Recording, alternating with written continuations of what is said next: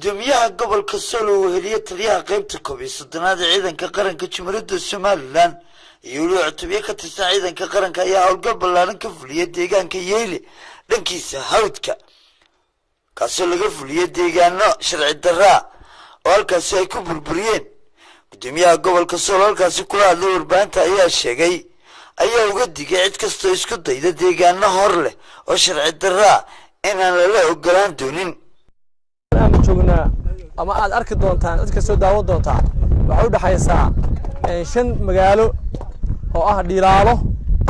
Ceegaag Arraweyn iyo Yeyle deegaan kamid ah ayaa waxay rabaan inay deegaameeyaan oo ay magaalo cusub ka sameeyaan wada aragtaa ciidanka qaranka ayaa aasaya oo saa ka soo jarmaaday magaalada Laascaanood barkadii kale waa la soo aasay meelo kale la soo calaamiyay waan aragnay waxaan u sheegnaa cidii halka qoday ama ku fikirtay inay deegaamayso 4 magaalo dhexdooda inaanay suurtagal ahayn inaan la yeeli karin inaan wax aqal gala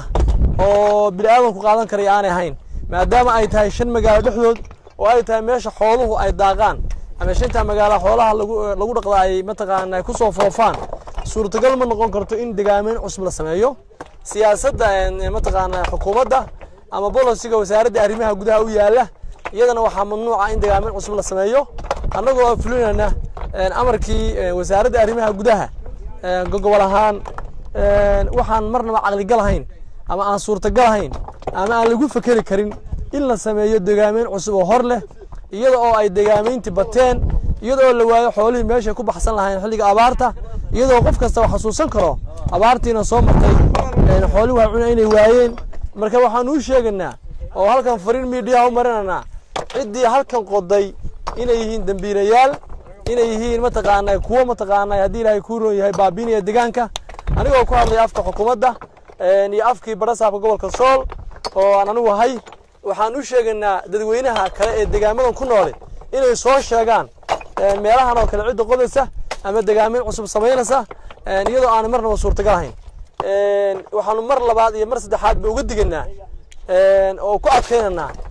cidda deegaameyn cusub ku tala gashay inay sameyso inaanay suurtagal ahayn inaan laga yeeli doonin inta kadibna wuxuu kulan ballaaran kula qaatay degmada Ceegaag odayaashii waxgaradka deegaankaasi soo kala hadlay sidii looga hortagi lahaa deegaameynta hor oo sharci darra oo laga deegaameeyo deegaankaasi waxaa kaloo baaq u diray dadka reer guuraaga iyo dadka degan deegaanadaasi inay ka hortagaan cid kastoo isku dayda